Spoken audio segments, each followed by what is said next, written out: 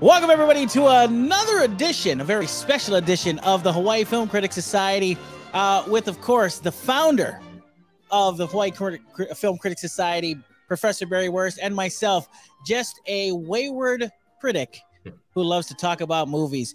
We have a very special guest today, a man who knows Hollywood in and out, and basically just he's got a mind that is like no other in the business, in the Hollywood business. And I got to say this as well. He also has a book that has been released called Virtue Bombs. And he has a great site called Hollywood and Toto, which I encourage everybody to visit because great perspectives on movies and what's currently happening in Hollywood and in the climate of Hollywood when it comes to what we're seeing in the theaters and what kind of movies are currently being made. So, ladies and gentlemen, please give a big warm round of applause to Mr. Christian Toto, who is in the house with us today. Christian, thank you so much for joining us, man. Thank you for having me. I appreciate it. Listen, it was kind of like pulling teeth. It was as if you were the president and I had to go through Barry every time. Well, I got, I feel happy and privileged that you would grace the Hawaii Film Critics Society with your presence. Well, now, when Barry says jump, I say how high. Oh, fantastic. Okay, great. So it's the other way around. Okay, I see. I gotcha. What I wanted to do today, of course, Christian, you have been doing a lot of media as of late. You do write, of course, for Hollywood and Toto. You've done work for the Daily Wire as well. I've seen you recently on Chrissy Meyer, who I think is hilarious, and she's such a sweetheart. And of course, you were just recently on Tim Pool's podcast. And that, of course, Tim is more on the lines of very much current events and politics. And we're movie guys. So I wanted, and I was watching you promote your book, and I was like, man, I really wanted you to sink your teeth into what you know best. And I figured that this would be the perfect platform for Professor Barry and myself, being of like mind like you, and kind of find out what's happening in the world of Hollywood now. Because for me, the landscape has changed in the last, I'd say, 20 years or so, as far as Hollywood goes, as far as the movies that we grew up with. So I definitely wanted to get into that this afternoon. But before I do that, Christian, please tell us a little bit about yourself, and please tell us what it is about the film industry that you love so much. Well, I'm a recovering art major. I wanted to be an illustrator for as long as I could remember. And then I realized I can't draw hands and feet very well. And I had no idea how to make a career of it. So I kind of went on my plan B, which is I love movies and wanted to write about movies. So I got into journalism, worked at a couple different newspapers, and then kind of elbowed my way in to become a film critic. And that's kind of how it started. And, you know, the bottom line for me is that when I was a kid, I loved movies. I used to watch movies with my dad. We'd watch Abbott and Costello films.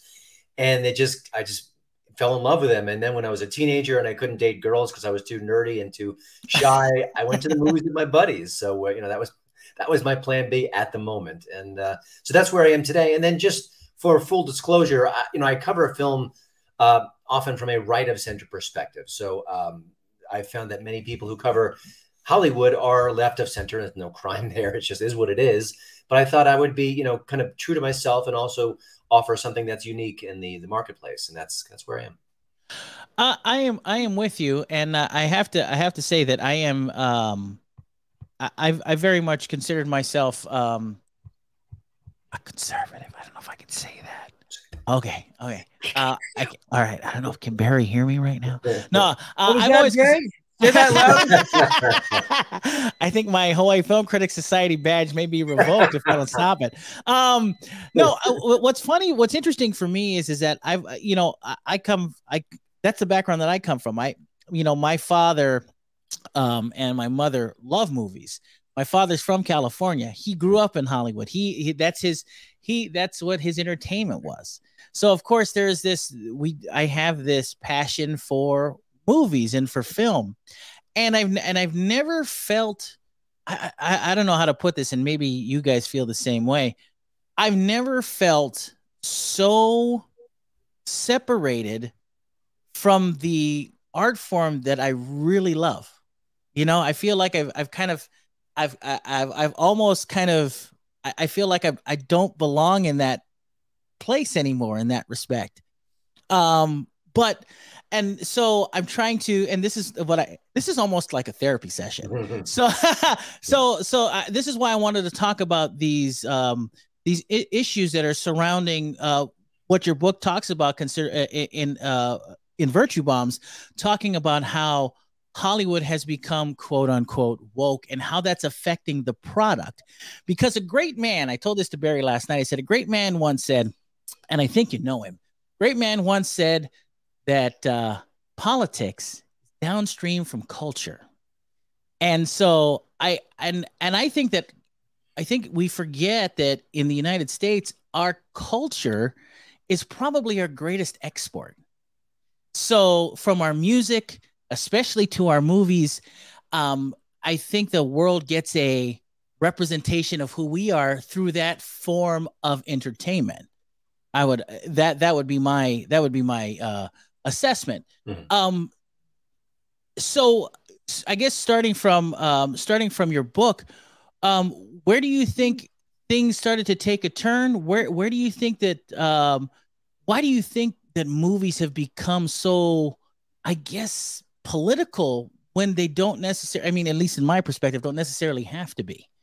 I want to back up a little bit. Sure. There's always a place, and a wonderful place, for political films. I think they're important. I think they're interesting. I think they're challenging. And I always want that to be sort of part of the overall entertainment pie. I think that's, sure. I think it just enriches everything.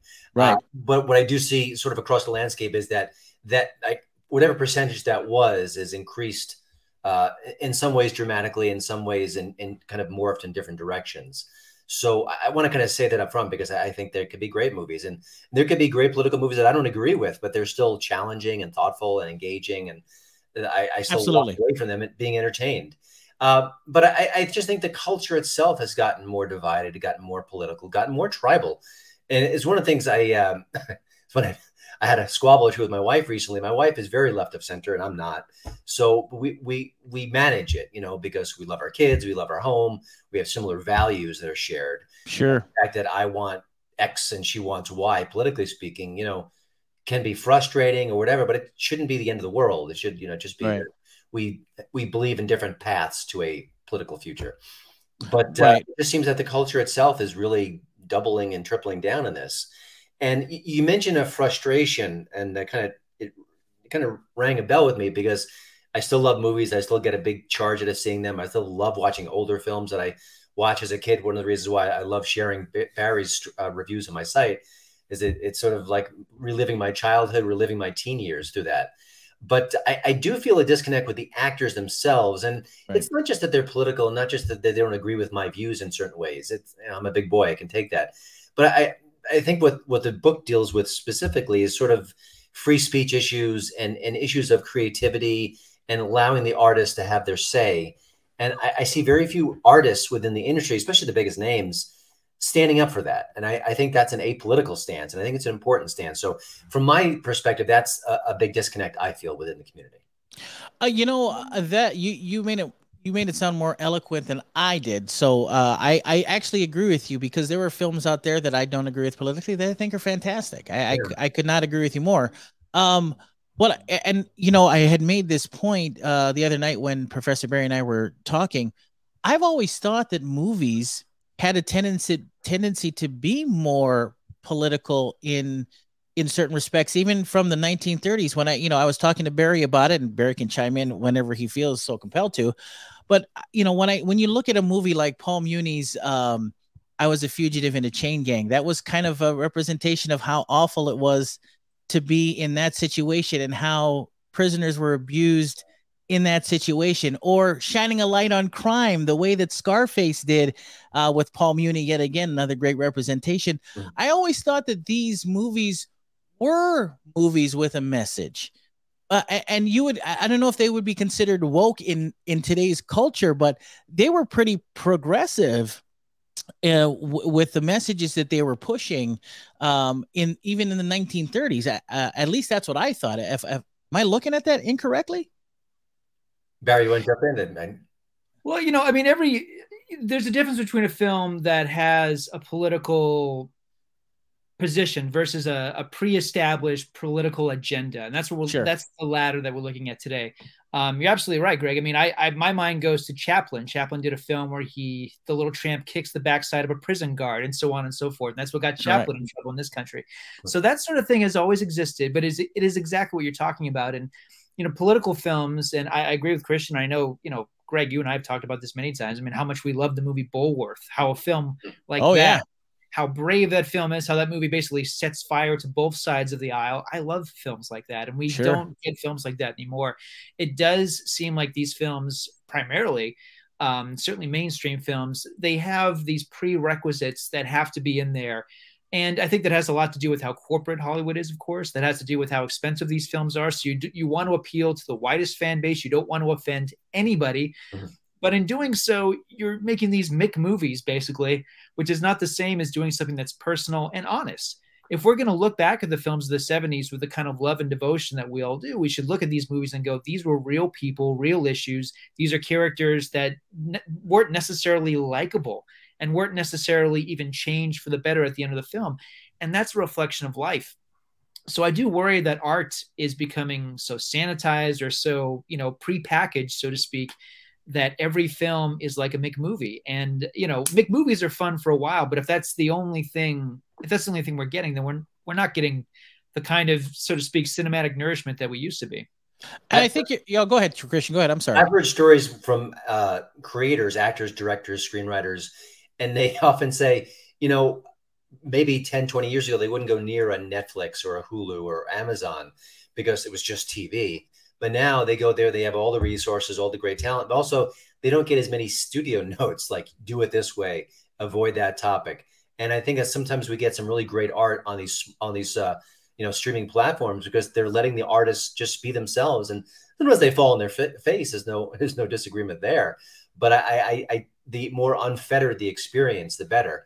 And I think we lose that. And I think you could point to woke or just sort of corporate culture. I think there's always been studio notes, and get the 4 quadrants and get more people in the seats. And, maybe the way the theatrical experience is changing where you have the super blockbusters or nothing, maybe that'll let things loosen up a bit. And maybe the Mick movies will continue being Mick movies for the people who enjoy them. And then maybe others will get more sophisticated and more organic. We'll have to see. Would it be fair to say that Hollywood's corporate culture has changed? I mean, for them to produce the movies they are, they can't look at the box office and go, those returns are what we're looking for. In that respect, just because the pandemic issue, sure. I feel like a weekend or two ago, there were a couple of movies that came out that were new. I think they were original-ish, and they did okay. They did solid box office, and I thought, that was the first weekend I could see maybe things are getting a little closer to normal. But, I also blame us for some of the issues. Everyone says, sequels and remakes and reboots, we're bored of that. We hate that, blah, blah, blah. No, we love them. That's why we go see them. And I agree. We keep making them. And I think we have to kind of look at ourselves as an audience, say, if we don't support individual movies and these original tales, we're going to get another Batman. I like Batman. I don't mind seeing Batman, but I don't know how much we need another Batman, but that's why they're doing it, because they're safe and these are massive investments. And if they can hedge their bets by doing a remake or a reboot, that's what they'll do, because we're training them. Right. What's interesting to me is that when you look at, just for example, when you take, I was the man who a year and a half ago said on my other show that I thought that the pandemic was the death knell of the movie theater. I had said that Barry was there when I said it. I said that this is it. There's no way that they can hold on to the investments that they have and be out of business for almost 2 years. There's no way. And, Paul Thomas Anderson famously said, and he said that the movie that's going to save movie theaters was Spider-Man No Way Home. And that out of nowhere, that is making money hand over fist. People are actually going to the movies despite the pandemic, right? And this is when, and it came out when we still had these hardcore restrictions, but people were saying that this movie wasn't woke. It was just a fun movie. Never mind the fact that No Way Home is not a great movie. But that I digress. I'll leave my. I know it's. You're trying to start a fight, aren't you, Greg? There are some definite logic issues that I have with Spider-Man: No Way Home, but it was definitely fun. I'm not going to lie about that. But people were willing to brave the pandemic and go watch this movie. Matter of fact, you can tell that Sony extended the run and pushed back the digital release of it until the end of next month, because it was supposed to be out today or tomorrow. I think was Monday or Tuesday. I think it was the 28th. Yeah. So they pushed it back another month because they're making money hand over fist. But but something like West Side Story is just a blip on the radar, and it's gone in 2 weeks, and it'll be on Disney Plus in 2 days. So, and of course, as we know, that was mired in controversy because Spielberg made the choice of not putting subtitles in for the sections that when they were speaking Spanish. And that was something that a lot of people thought was too and some people consider that too woke for its own good. So, I mean, Spielberg's definitely has had his misses, but not to the effect of people just not go to see this movie. I mean, that movie just did terrible. Well, I think you were partially right about the pandemic. I think we were trained for 2 years to expect and enjoy first-run movies with first-run actors at home. Right. And I think especially for an older demographic, how do you beat that? You know, right. All the distractions at the theater, the huge prices at the theater. Heaven forbid you want popcorn. So I do think that there may be lasting repercussions from this, where Spider-Man: No Way Home, great on a big screen. It's a communal event, but West Side Story, even though it's cinematic and beautiful, maybe not so much. So I think you may see more and more films kind of go to Netflix or Amazon or maybe just VOD in general. I think that'd be a smarter play. I think about that. I think it was called The Way Back with Ben Affleck from a couple of years ago, which I thought was a very good movie. That was right at the start of the pandemic, wasn't it? Yeah, maybe at the very beginning. But I think maybe in a way that movie has no business being in a theater right now, because that's a perfect movie for the home. You don't need a big screen. It's a beautiful, small story, and it doesn't really benefit dramatically from being in a theater based on the culture in 2022. I don't know. Yeah, I think you're right, Christian, because what's interesting to me is that I've always said this, and no one seems to understand this, and people make fun of me when I say this, but when your expectations are lowered when you're watching a film at home as opposed to when you're watching it on the big screen. That's totally so there, and people laugh at me saying, well, a movie's good. If a movie's good, it's good. If a movie isn't, it isn't. I don't think that's true at all, because, you know, I ended up watching a ridiculous movie for an hour and a half with Kevin James called Home Team about Sean Payton as the coach, or it was a true story about Sean Payton and him being the coach. And that movie would have been terrible in the theater, but my expectations sitting on my couch, it was actually kind of fun, and it was stupid, but it was fun. And I think that maybe because the pandemic, like you said, we're so trained in that respect, that I think maybe that we're going to move towards movie theaters becoming more event cinema as opposed to what it has been for the last 20 years. Yeah. Any thoughts, Barry? I don't want to dominate things. I mean, there's a lot of good stuff about this. I mean, I like to point out, because everybody wants to give Spider-Man, you know, the adage, the credit, but I mean, March of last year was when Godzilla versus Kong came out. It made $43 million, even though it was on HBO. So for me, that was the turning point, honestly, especially for a film that was available on HBO Max. Yeah. And yet young people went to see this movie, which really didn't look like it had a chance in heck, but it made $43 million. And not long after that, you had films like A Quiet Place Part 2 and to a lesser extent Cruella, but you had a summer season that was actually pretty busy. So I'm definitely seeing that return right now, like the Channing Tatum movie Dog, which I haven't seen yet, but people are loving that film and they're going out of their way to see this film, which is basically Channing Tatum and a dog for 2 hours. So I think there's hope. for the experience to return. An experience I had just a couple weeks ago. I saw the new Jackass, which normally I wouldn't be much of a fan of, but you know what? I got to be in a theater full of people who were not only cackling like crazy, but screaming and getting up angrily and heading for the exit door. It was fantastic. It was this complete audience immersion experience that I haven't had in a very long time with movies. So I do think we long for that experience. I do.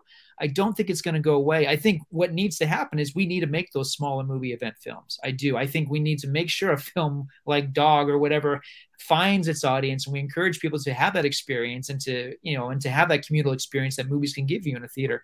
On the other hand, I did get spoiled like everybody else after a year of watching movies at home. On the one hand, I saw Dune the day it opened up on HBO Max, and I loved seeing that at home. But it did make me think, man, I really wish I'd seen this on the big screen. I know I missed out profoundly watching it at home. On the other hand, I saw Matrix Resurrections the day it came out on HBO, and I'm like, thank God I didn't see this in the theater. What is that twofold thing of you know, you do get spoiled with it. But on the one hand, you know, Jackass Forever is not a movie anybody should see on the big screen, but I'm so glad that I did. And the same thing with the new Scream film. These are movies where the audiences are fully engaged, they are audibly engaged, and when they were over, we couldn't stop talking about them in the lobby. So I do, I've been disagreeing with Greg for 2 years about this. I think movies are forever. I do. I think in some way they will always find a way to be, because we want to have that experience. And obviously fear is an element that will keep us away from the theaters. But I do think it is something that inherently, as people as well as moviegoers, we want to have that community experience. What's so interesting, and then when it's done right, you were just talking about Scream 2022. What's interesting is that movie has a lot of wokeness, not a lot, but it has wokeness in it because it takes on toxic fandom in a way that's interesting.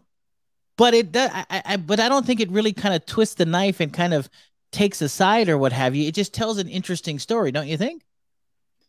I haven't seen it, but I also think if you're capturing teen culture now, yeah, you can't help but kind of dig into some of those themes for sure. But go ahead, Barry, I think that was more for you than me. No. Sorry, what was your question, Greg, specifically? No, well, it's interesting because we were talking about how Hollywood and the pictures that we are now seeing, they're taking a different tack. They are, just like Christian had just said, they are. You're catering to a younger audience, right? So when we were growing up, it was a different culture, obviously. So then when these guys are growing up, they're growing up in a culture that is full of virtue signaling, and maybe this is the only thing that they understand.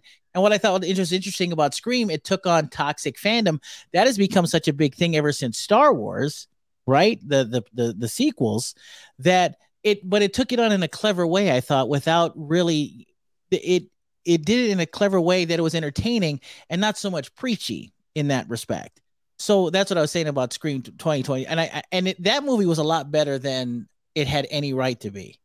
So I agree. Yeah. And you don't want to alienate your audience. I mean, that's the thing. I mean, every movie is manipulative in some way. Anybody who says, well, movies are manipulated, every movie, you know, whether we're talking about the soundtrack or the lighting, every film is manipulation. And, you know, if it's done well, you don't realize how you're being manipulated.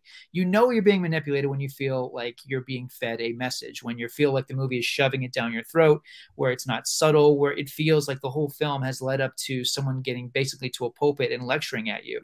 When that happens, I feel like, you know, the jig's up and you stop being entertained, because nobody wants to have that experience. I mean, Greg, you remember as well as I do going to see the movie that Steven Seagal directed, On Deadly Ground. I knew you were going to bring it up. I knew an hour and a half of stuff blowing up and limbs being snapped and Michael Caine being thrown into a vat of oil. We're going, yeah.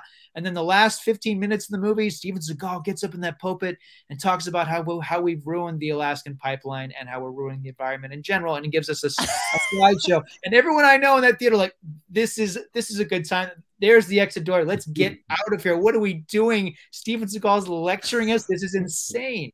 That was the only acceptable pontificating that I could take, because On Deadly Ground is a great Steven Seagal movie. I absolutely love love it.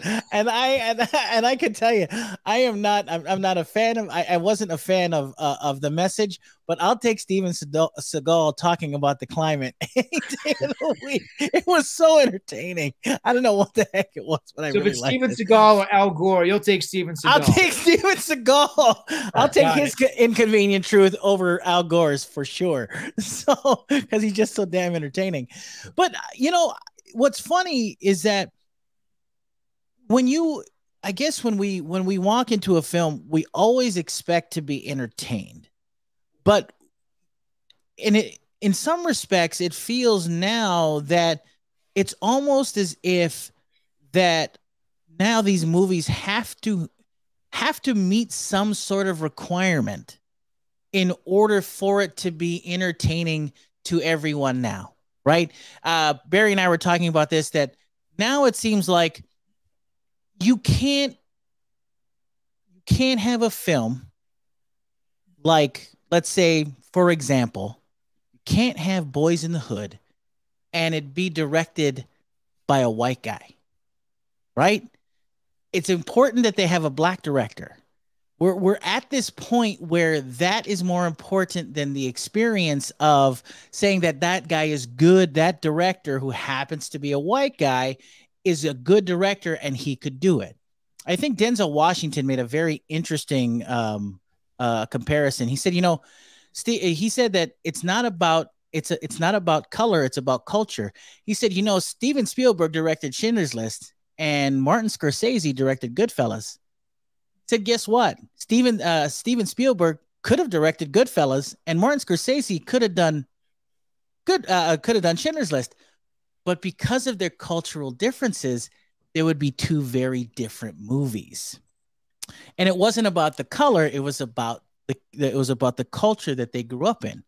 So have we become, at Hollywood, more or less, do you think Christian Hollywood's become so obsessed with color as opposed to culture that they're not seeing the forest for the trees in some respect? I think you touch on an interesting issue. You know, here's the thing. If I'm white and I grew up in the inner city, I had whatever situation I was in, and I grew up in an inner city, and I wanted to direct a Boys in the Hood style movie, and they say, oh, no, you need a black director. Then you could have a black director who maybe grew up in an affluent community, right? Has no idea about what the inner city is like, and they say, all right, we're going to go with him or her. That doesn't make sense. I think it's sort of this odd sort of identity box checking that can be disadvantageous. That's part of the issue here. I also think that Hollywood has done a terrible job of representing everyone. And I think I think strip away everything, there's a significant guilt there. And they deserve that guilt. They've been lousy. They've been homophobic at times. They've been, racially discriminative at times. Sure. And I like the fact that there are more voices coming in, that there's a Jordan Peele who was a comedian who now directs these really cool, interesting, thoughtful horror movies.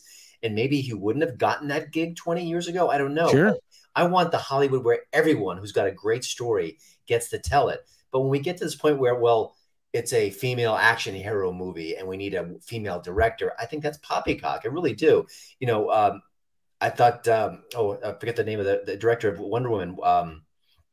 Patty Jenkins. Yeah. I thought she did a great job with Wonder Woman. After I saw that movie, I said, go let her direct every superhero movie. Then I saw Wonder Woman 1984, and I said, stop. I forget what I said. But still, I just don't want this whole, it's got to be this and that. And the bottom line, though, is if I'm doing an inner city drama, it's up to me to research inner city life and to work with my screenwriter to make sure that we get that to be as authentic as possible. And I believe, and I could be wrong, that I can do that no matter what my background is, no matter what background the person who's writing the script is.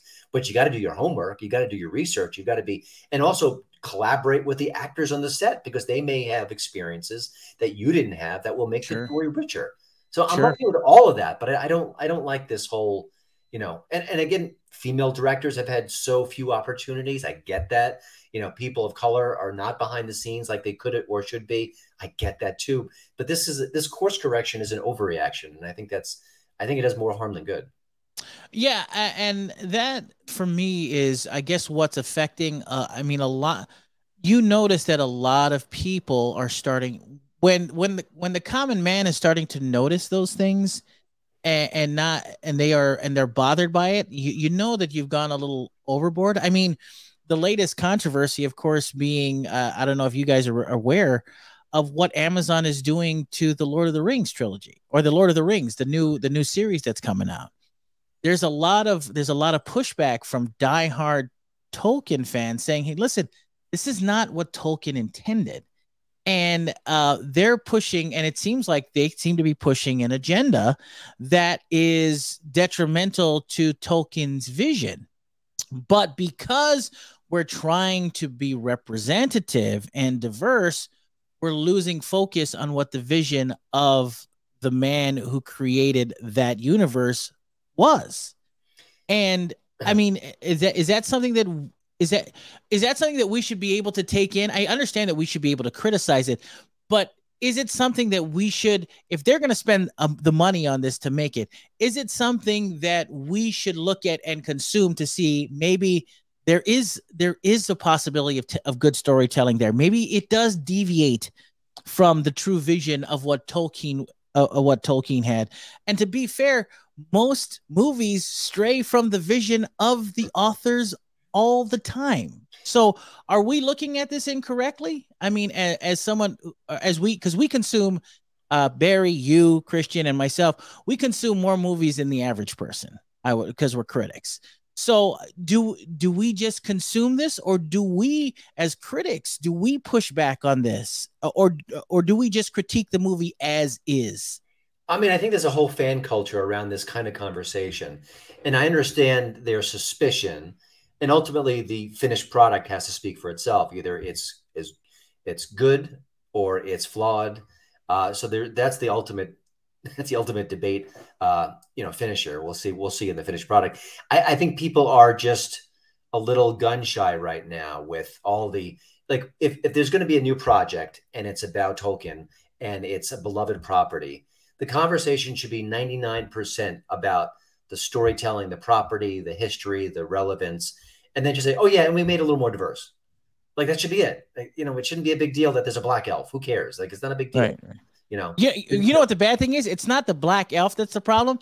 The dwarf. It's the fact that the dwarf doesn't have a beard, because in Tolkien's universe, men dwarves and women dwarves all have beards, and not aware of that. That's what I'm saying. So what I'm saying is that do you satisfy this fanboy culture, right? And in some respects, I say that because guess what? It kind of worked for Sonic the Hedgehog. Mm-hmm. People didn't. There was a huge outcry for the original concept art for that. True. Yeah. They brought it back and they redid it, and it became a huge box office success. And not only that, it was actually a pretty decent movie. But then again, if the fanboys don't push back, and people don't, and they notice the wokeness of these quote unquote, or the quote unquote wokeness of these movies, we end up getting the Star Wars sequel trilogy, where Rey happens to be the greatest Jedi ever, without training, without any kind of struggle to get to where she is. And as a man who's 46, I don't want to, who looks 25, but listen, that's not the point here. What I'm saying is this something that, for as much as I love the Star Wars universe, is this something that should bother me as a fan? Should I mean, because I don't get really upset about it. I'm not a keyboard warrior and typing away, and I was not a fan of Force Awakens. I was not a fan of that trilogy. But is this something for people to push back on, or should they just sit back and enjoy it? Well, I mean, I think the conversation is good and healthy for the most part. I think it's fun. I think it's engaging. I think that's what fandom is all about. And I think at the end of the day, when the project comes out, if it's good, I think all the negative buzz just goes away. I remember Ghostbusters movie when there was all that outcry about it, and you can't make them female Ghostbusters. A lot of it was silly and stuff. But if that first trailer came out and it was uproarious and everyone thought it was funny, all that goes away. But the trailer kind of sucked and no one laughed at it. And it just made things worse. And then, of course, both sides kind of doubled down. So, and I also think back to Batman's coming out, but I just watched the 1989 Batman movie with Michael Keaton, who's Mr. Mom. And I remember at the time, it was outrage over it. You can't make Mr. Mom Batman. This is absurd. Right. How dare you? I remember that. And then because there was no social media at the time, it just happened. And then when the movie came out, they go, oh, yeah, he's actually pretty good. You know, so Tim Burton was right. So I think that they just let the finished product speak for itself. And if The Lord of the Rings is woke and it's obsessed with diversity and the story is weak and the focus isn't where it should be on an enriching tale, they're going to hear about it. But if it is enjoyable and fun, I think all the conversations we're hearing now will be like, oh, whatever, I guess I was wrong. So for you, I want to look at the good and bad of this, Christian, and maybe as it pertains to your book, Virtue Bombs. Where do you think that this is a Hollywood problem, or do you think it's a movie star problem? As far as that goes, this whole idea of wokeness, do you think that social media and the advent of social media bringing these people to the fore, as it were, and more accessible, and now apparently everybody has a platform, and if you don't take the proper stance, you're canceled? Do you think that this is why this is happening? I mean, it's at multiple levels. The corporations tend to embrace this. The studios embrace it. The actors embrace it, whether they want to or not. It's more of a survival mode. And of course, social media amplifies it. And I think the media bears a large responsibility on this issue. You know, when it comes to free speech, I just thought that journalists would be sort of pro free speech and pro creativity, and, you know, with some exceptions when it's insane or something. But when I read the media, they love to kind of pounce on Joe Rogan. They love to pounce on Dave Chappelle. I'm shocked by that, but it is the state of affairs right now. So I think there's multiple places where you can kind of point the blame. And I think the actors are thinking, I just want a gig. I just want to work. But if I know, I mean, there was an article in Variety of the Hollywood Reporter, and they said that often actors will do virtue signaling on social media out of fear. They want to kind of, you know, show they're on the right side, and they want to show their fellow actors and casting directors and screenwriters that they have the right views. They may not even believe in it, but it's a survival tactic. And, you know, when I opened my book with my whole thesis is that Hollywood is all about fear. It's about fear of losing your job. It's about fear of not getting enough box office receipts, about fear of getting older, about fear of people right behind you who are prettier and more talented. I just heard a snippet from John C. Reilly, a great actor, a leading man, a character actor, does comedy, does everything. And he was saying he was out of work briefly, and he was scared he wouldn't work again. Now, here's one of the busiest working actors in Hollywood with tons of talent and clout and everything you want. He's not a traditionally handsome fellow, but it doesn't matter. He's, you know, character actors work forever. And he was scared he wasn't going to work again. Hollywood is all about fear. It's just built into the cake. You can't exist without it. It's just the way the industry works. And then you add this sort of woke level, and now they're even more afraid for different reasons. Right. And what's interesting, you mentioned that. It's so funny that you mentioned fear, because what I find fascinating about that is that the reason why John C. Reilly felt that way, apparently he was approached by Adam McKay to do this Winning Time HBO Max miniseries about the LA Lakers. And apparently what had happened is that Will Ferrell wanted that part. And I guess that kind of ended up breaking that crew up. It's so amazing, isn't it? It's crazy. So out of fear, he was afraid that he wasn't going to be cast, and it actually ruined a friendship between Adam McKay and John C. Reilly. No, it's actually Adam McKay, John C. Reilly, and then Will Ferrell. It seemed that was interesting. So he broke himself off from those two guys. That is so interesting to me, that you would assume that somebody who's a friend would be incredibly happy that you got a gig. So I think, you know, I never thought of it that way, but the fear is that is interesting. You know, there's a lot of talk, as we know, about gatekeeping, you know, from Comicsgate to Gamergate and things like that. It seems like Hollywood seems to be the ultimate kind of gatekeeping in that respect, if we think about it in that tone. Well, I deal with that a lot. I mean, I talk to a lot of actors and directors who are right of center. They're not crazy. They're just right of center. And they'll tell me, can you keep that quiet? I don't like to kind of publicize that. Sure. Well, why not? I mean, you know, if George Clooney can hold a fundraiser for Joe Biden, God bless him. He's an actor. He's got money. He's got clout. He's got fame. He can do whatever he wants. It's a free country. But why can't people who are right of center? And there are exceptions, the John Voights of the world for sure. But I do talk to people a lot, and they share these stories. And I'm also hearing now very similar stories about, comedians. I know this guy who's a white male comedian. He's very funny. And he says, yeah, it used to be kind of unspoken that you couldn't get work anymore because you weren't a person of color. He says, now my agents and reps just say it. Listen, I can't get you work because you're a white guy. Like, that's wrong too. So wow, it should not be feared in that environment. Yeah, so that is so fascinating that when your next paycheck is dependent upon on those circumstances, I guess you would be more protective. So that is incredibly understandable. And that brings me to, I guess, the other point. Then that would mean, if that is the case, and if this is what's happening, that means that what the Daily Wire is doing now is probably more important than we even think. The fact that they're making almost as if they're making an alternative to, say, what the woke left Hollywood is bringing, and they're starting to make movies and produce movies, and to buy the rights to movies. I mean, is that alternate source for material important at this stage, or should they be playing the game with Hollywood at this point? It's important, but it's so microscopic. I mean, they've got 2 movies out, and then one's coming soon and one's coming this summer. It's 4 movies. Yeah. Versus an entire universe of movies. But it is important. Listen, Gina Carano was the actress from The Mandalorian who got fired from Disney for saying things on social media that Disney didn't like. And you could dislike what she said. You could hate what she said.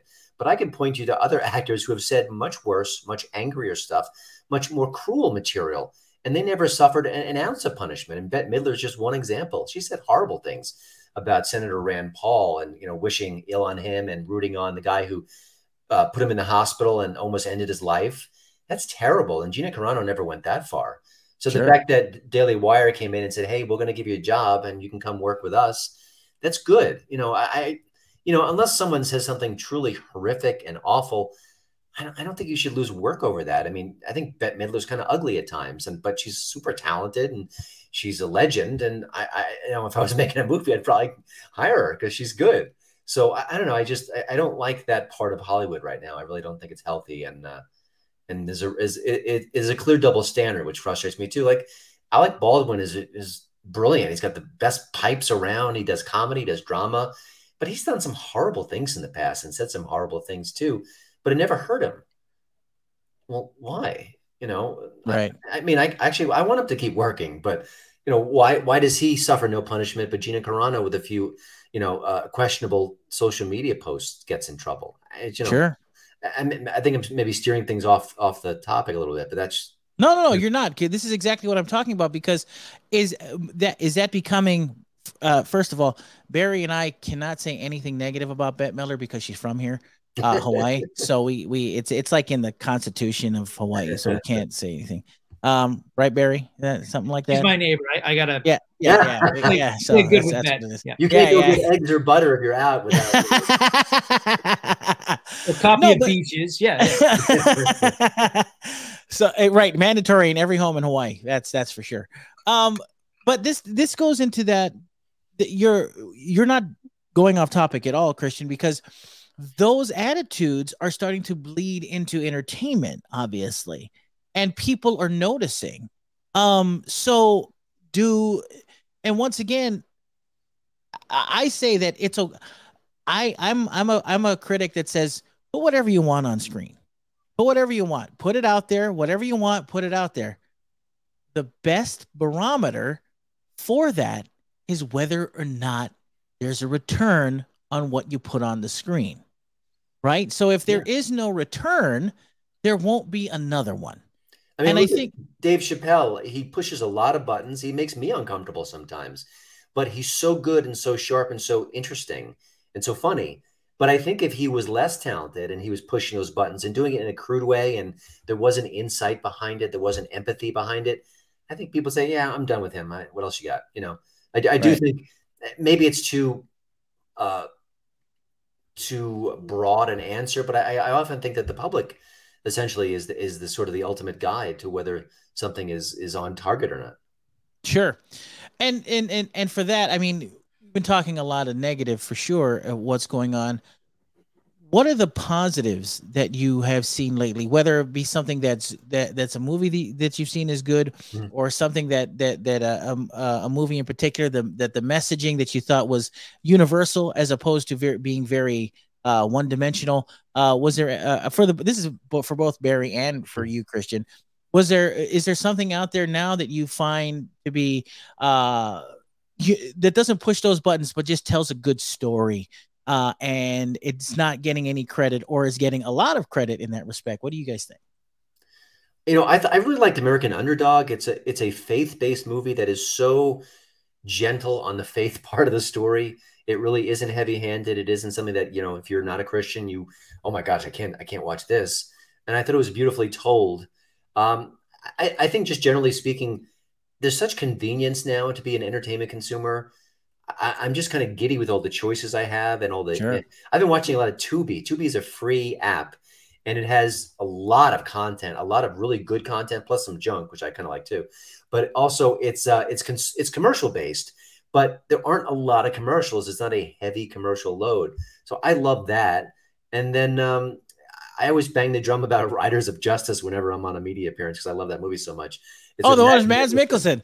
Yes, it was clever. It had good action beats. It was comic at times. It was just this amalgam of different genres that worked so well. And I feel like lately I've seen some pretty decent movies. I kind of like No Exit. I feel like Dog I thought was odd but charming. Like it shouldn't have worked, but Channing Tatum holds it together. So I don't know. I feel like I'm seeing some better stuff of late, and there's so much content out there. Even if 80% of it was garbage, there's still that glorious 20%. Sure. Barry, what about you? Anything that has, I guess, done it for you as far as that goes, as far as movies now? Just seeing filmmakers who are willing to make art and make a vision that is uncompromised. That's something that completely stands out to me. My favorite film of 2021 was Nightmare Alley. Guillermo del Toro somehow got this giant budget to make this movie with this dream cast. There's nothing about that film that feels prepackaged at all. It is dark and ugly and gritty. Even though it's based on an old film and an old story, that's the kind of film that you would have seen in the 1970s, and you would have seen actors drawn to a film like that. I also love the tragedy of Macbeth. I loved Mass. These are movies that do not care about their audience. And I know that sounds like, well, Barry, shouldn't they? No, I don't want a filmmaker to care about what we think. Make your art. Don't worry about offending me. I'll be okay. Sure. In most cases, these are works of fiction.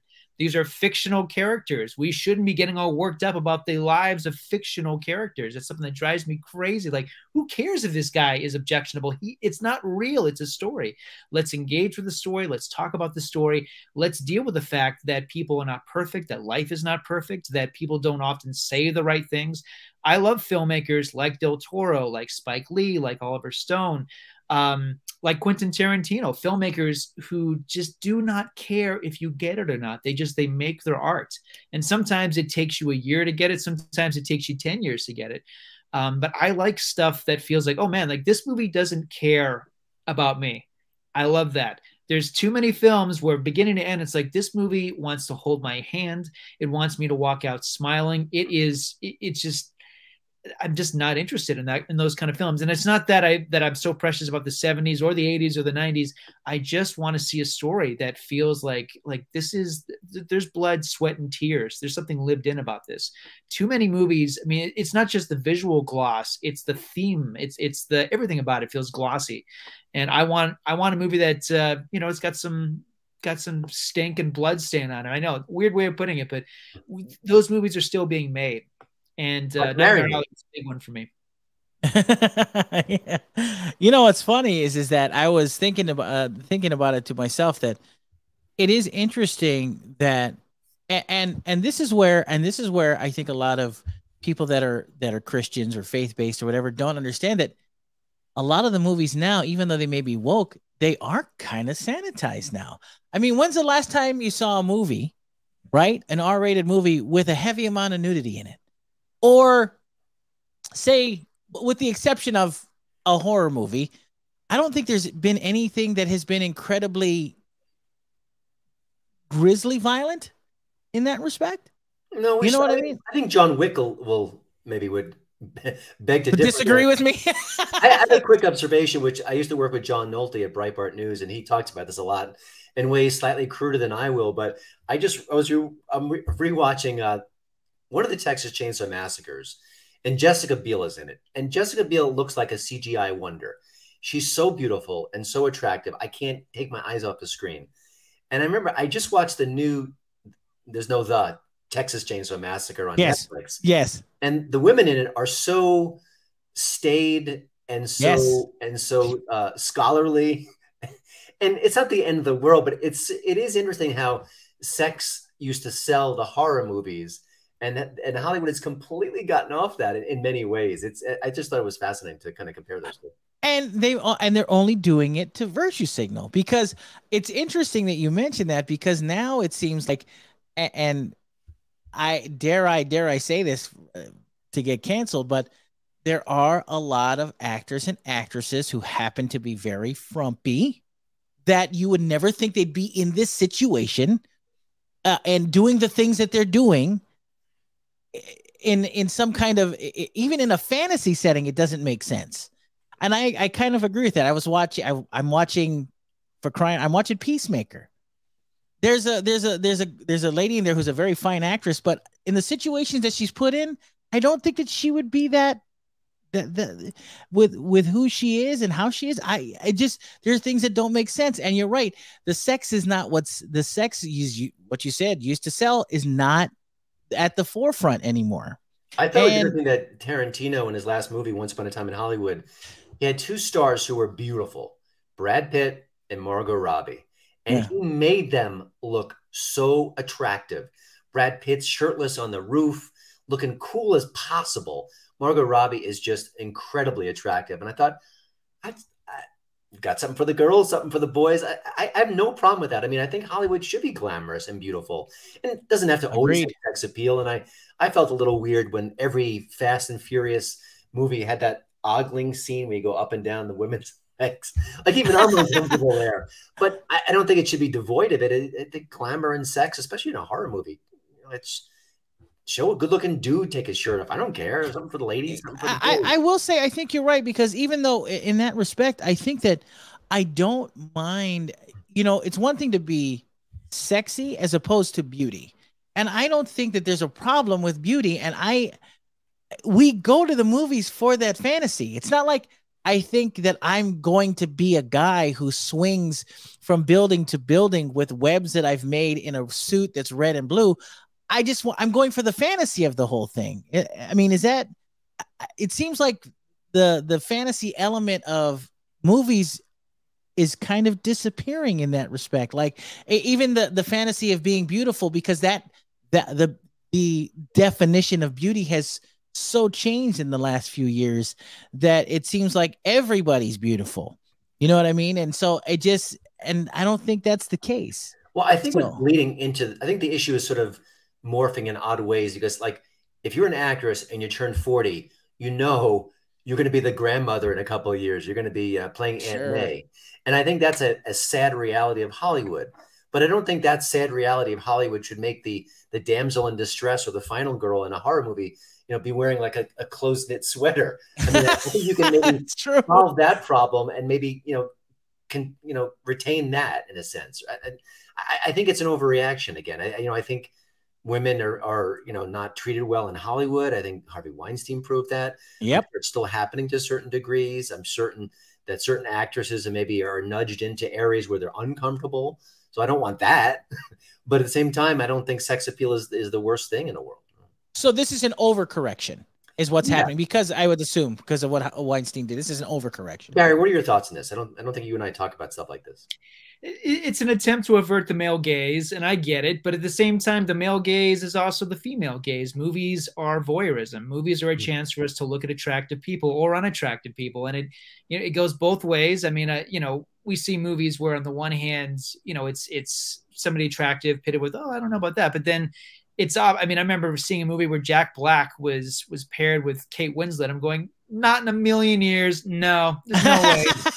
And then, by the way, let's not forget every Adam Sandler movie ever made. I mean, Adam Sandler and Drew Barrymore, sure, but Salma Hayek, Winona Ryder, Kate Beckinsale, Kate Beckinsale. Yeah, you're right. No, yeah, the list goes on and on. It's ridiculous.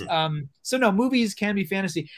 In terms of talking about the nudity issue, I mean, this is something I talk to my students about a lot, because that issue does come up a lot. Like, how come it's always naked women? It's almost never naked men. I mean, it's a crazy double standard, but I mean, this is a very American quality. And I first noticed this when I went to a preview screening. I'm sure, Christian, you were there too. I remember we went to a press screening for Zack Snyder's Watchmen.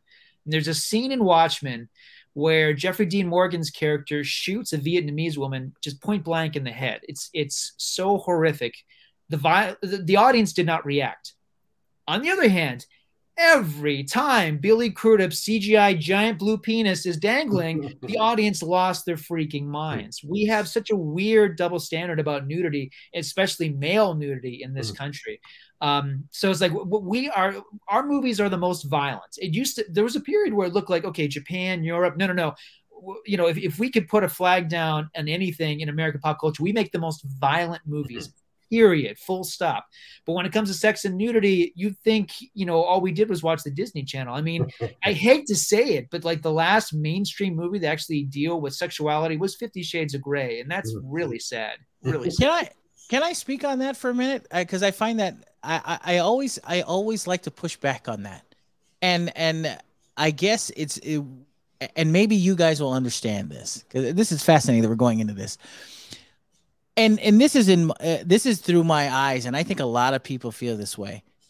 When you're watching a movie and you're sitting down with your kids, right? Or you're sitting down with your teenagers, it's a lot easier to explain away that what that guy did to that guy with that gun was fake, as opposed to something that their kids in the next few years are going to have to really deal with on a daily basis when it comes to sex.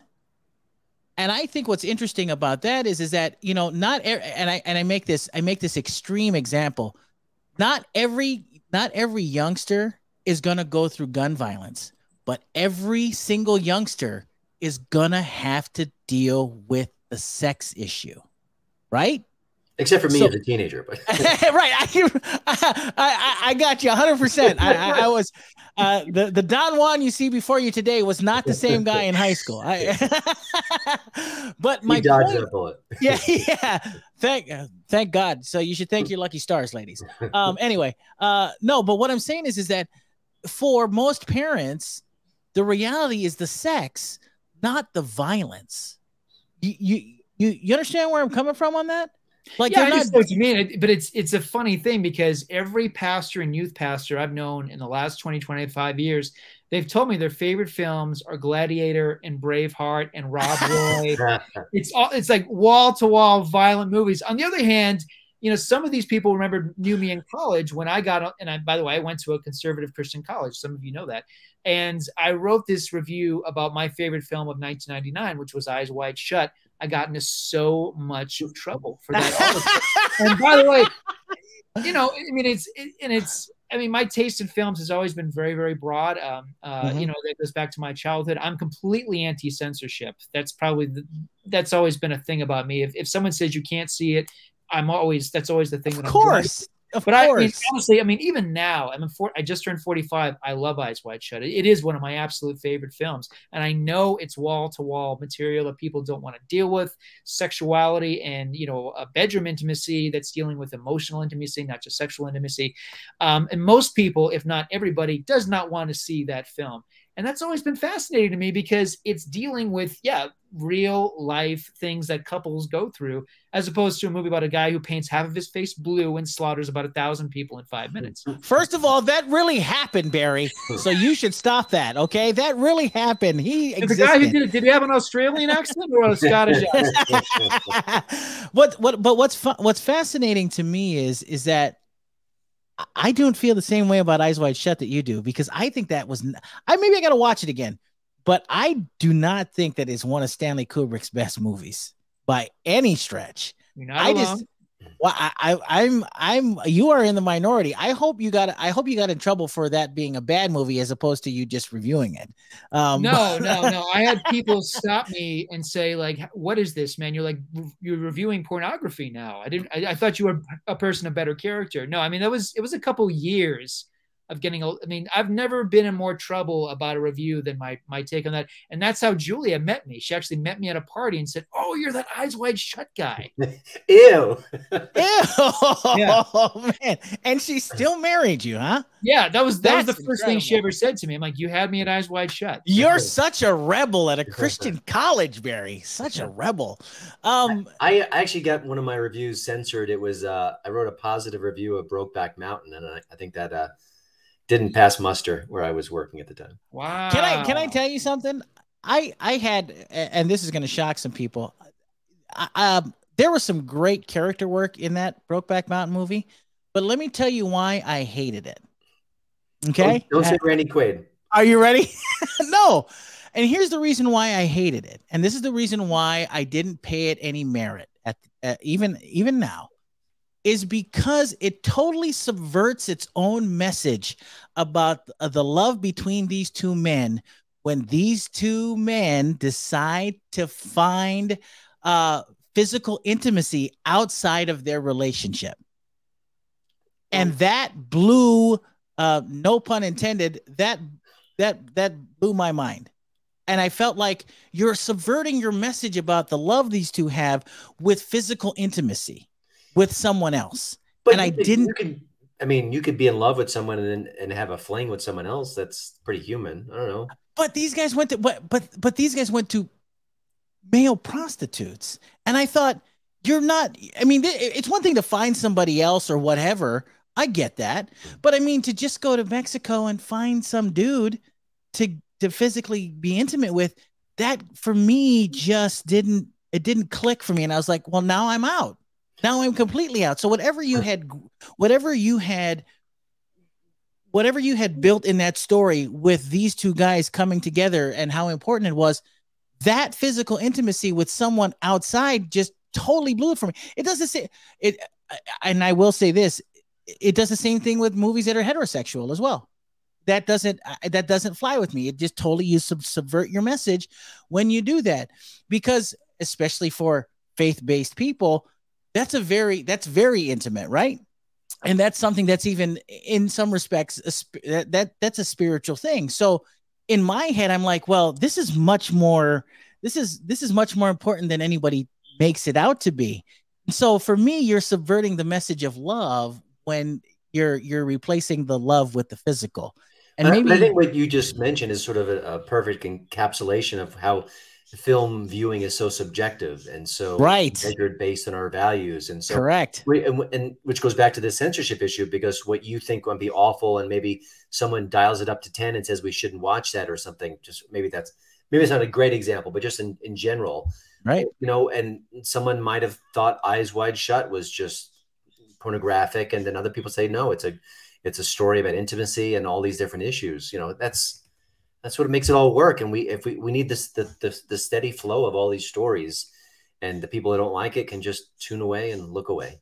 And I think that's what's interesting about that, because that's exactly what I was going to say, is that we can always say, hey, listen, turn that movie off, or don't watch Dave Chappelle, or don't watch that show because you don't like it. And we can say that, right? But I don't understand why that message, that this was the same message that the left was preaching 25 years ago, has now completely changed. Now that if someone else says, don't watch Dave Chappelle, no, he can't. He's got a platform. We got to cancel this guy. Or I don't agree with this, so this guy has to go away. Where did the notion of just flipping it off and not watching it, how have we gotten so far away from that? I mean, in the 80s, maybe late 80s, the sort of the moral majority and the Christian right, they were the ones who were uncomfortable with art, but they didn't have as much cultural power as people on the left have today. Correct. Adam Carolla has talked about this a lot. His theory is that is true, that the sort of the Christian right, they were more sensorial in their minds. But he said what's happening today is often censorship of thought, not specific words. Like maybe that movement was about taking certain cursors away, maybe blocking nudity or sex. But he says what's happening now is more about thoughts that are being sort of censored, and that's I agree. A more dangerous sort of element. But yeah, it is fascinating culturally to have lived long enough to see both sides of the pendulum. For sure.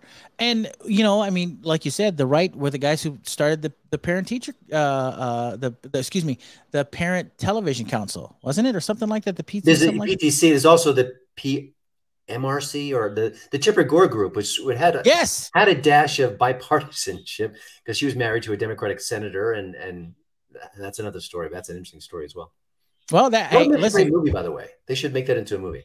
Hey, we can thank Tipper Gore and for the fact that putting warning labels on music albums was what fueled that industry and made it even more profitable. So bump the sales up.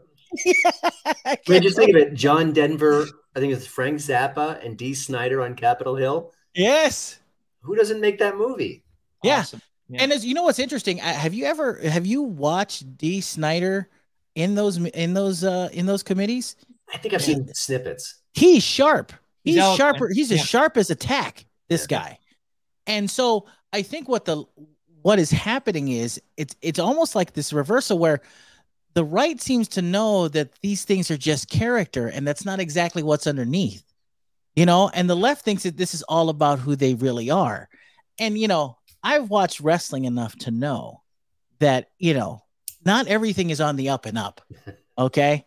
And I still love wrestling to this day. I still love wrestling, but I think that we have to separate art from, I guess I don't want to say politics per se, but being political so that we can all enjoy something in that respect. We all need to be able to enjoy, and we all enjoy different things. That's why there's, like you said, it is a feast.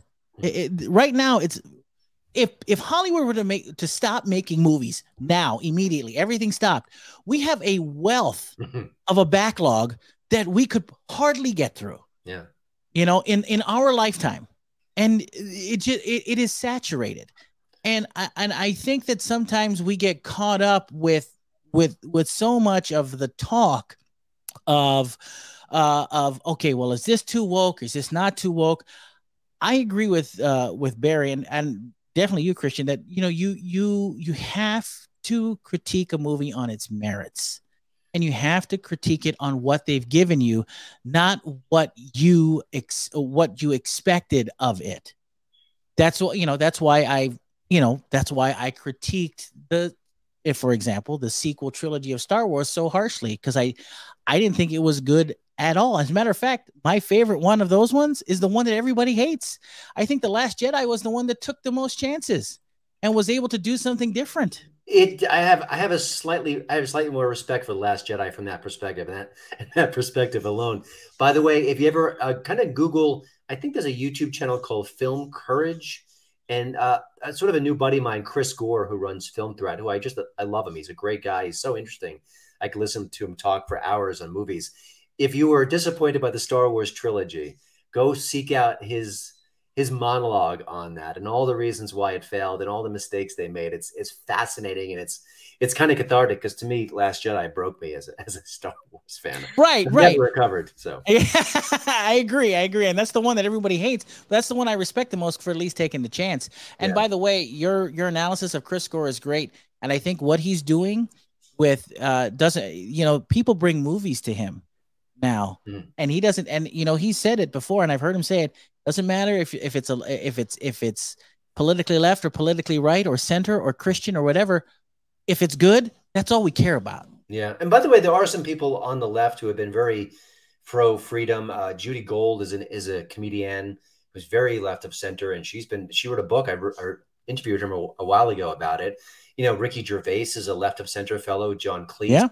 Joe Rogan is no conservative. No, you know, so I kind of applaud and really cheer people like that who are, it shouldn't be a political issue, but it's turned out to be in the modern age. But you know, I don't care how John Cleese votes. He's a legend. And I think he's very thoughtful when he talks about comedy and the rules and the lack of rules. And so, yeah, you're absolutely right. And I think that his analysis of the culture has been spot on every time I hear him talk about it. So now listen, we only got a couple more minutes left. So let's try and end on a positive note. First of all, what are you guys looking forward to coming up this year? I know that the Batman is coming out soon. I know we can't really talk about, I don't know if the embargo's up or not, but somebody in this room may have seen it. But we will be talking about it on when it comes out on Thursday, March 3rd. To be honest, that was something I wasn't looking forward to, but every time I see a trailer, I'm vaguely fascinated. And the fact that Matt Reeves decided to make a 3-hour Batman movie is kind of compelling. So I'm pretty much interested. So Christian, is there anything, I mean, other than Batman, of course, anything you're looking forward to that you think you really want to watch? You know, I used to have like dozens of films, you know, at the tip of my tongue that I'd say in a given year, but there's not a lot rushing to mind. I was on the set of a movie called Terror on the Prairie with Gina Carano, and I enjoyed watching that. So I'm curious to see how that sort of plays out in real life. The Doctor Strange sequel, I think the Marvel Universe has cast these stars so exquisitely, with only maybe one exception. I don't like Brie Larson as Captain Marvel, but Benedict Cumberbatch is just so aces in that role. So I mean, I'm curious about that. I feel like there are some horror movies coming soon that I'm intrigued by, and they happen to be escaping my mind, sadly. I think one might have been directed by Ty West, who I like. But yeah, you know, Lord of the Rings, I don't care about that much, honestly. There's nothing. Take us some slack here, Barry. I'm not sure. Yeah, Barry, what about you, buddy? I don't know what I'm looking forward to right now. My favorite living filmmaker, and he's an acquired taste for everybody, is Terrence Malick. And he has a film coming out allegedly this year. He's a filmmaker who famously films his movies and then wrestles with it in post-production for a couple of years. And he has a film coming out about the life of Christ. It's called The Way of the Wind. And this is a film, I mean, this is the filmmaker of, you know, the Thin Red Line, The Tree of Life, so many of my favorite films, so many cinephiles who I know, they just love movies, they love his films. This is a filmmaker who has nothing left to prove at this point, but he's made a film that apparently reflects his, people long know that he's a man of faith, which is really remarkable for a filmmaker of his caliber. I think when we lost Kubrick, I looked to Malick, okay, like, you're the guy we have left, one of these great 70s filmmakers who's still making movies. Like, he just does not care what people think. But I think he is a poet and an artist. It doesn't have a starry cast, and I haven't seen a frame of it. And it may not even come out this year, but that's the one. It's called The Way of the Wind. I'm looking forward to that. Like I said, like, I look to all the old guys who just, you know, even someone like Ridley Scott or Martin Scorsese. Scorsese has a film coming out this year. I think I'm trying to remember the name of it. It's about, let's see, it's about the murders of Native Americans by the FBI that took place about 100 years ago, and it's with Leonardo DiCaprio and Robert De Niro. That's coming out this Christmas. Something Moonrise or something. Something Sun Moon. Killing of the August Moon, something like that. Yeah, something like that. I should have it in front of me. But in any case, I look to the guys who just don't care.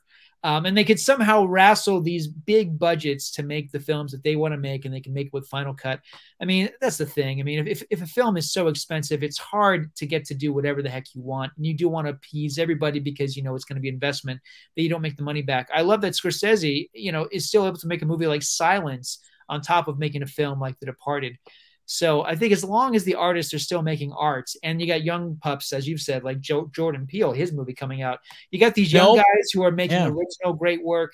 I think cinema is fine. Cinema is not dead. I think cinema in some ways is just waking up.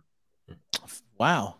You're so much more, you're like the glass is half full guy, and I'm the glass is half empty guy on this. Well, you thought cinema was dead 2 years ago, buddy. I had to listen to that nonsense. No, that's cinema. I thought theater was dead. Theater.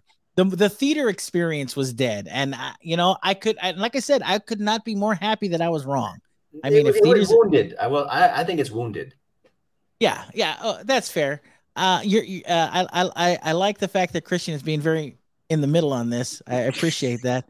But most times tonight, you should definitely take the host side, Christian, next time. That's right. I just don't want to see you keep fight. That's all. Well, I'm, something really quick before we go, because I'll tell you what I'm looking forward to here in a second.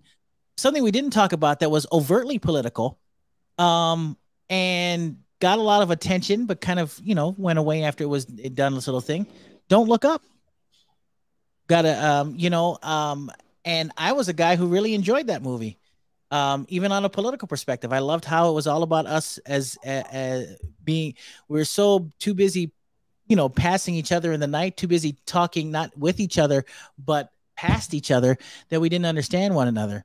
My only biggest problem with that movie was the fact that I think that the movie was inverse of what actually happens, because the left has the platform, the right does not. And in that respect, because it felt like the right had a consistent platform, but I think that Adam McKay did a good enough job to skewer both sides in that respect. I thought that was good, and I actually kind of enjoyed it.